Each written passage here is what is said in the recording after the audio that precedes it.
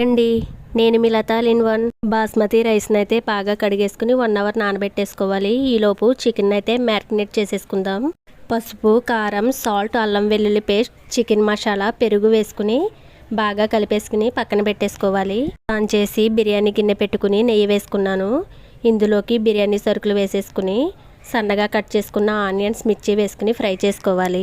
సన్నగా కట్ చేసుకున్న టమాటాలు కూడా వేసుకుని బాగా మగ్గనివ్వాలి. ఇప్పుడు 1 టేబుల్ స్పూన్ అల్లం వెల్లుల్లి పేస్ట్ వేసుకుని వేయించుకోవాలి. ముందుగా రెడీ పెట్టుకున్న చికెన్ కూడా వేసేసుకుని ఈ విధంగా ఉడకనివ్వాలి.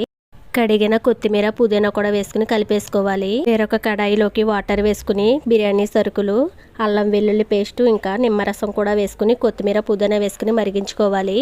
ఇందులోకి మనం నానబెట్టుకున్న రైస్ కూడా వేసుకుని 80% కుక్ చేసేసుకోవాలి.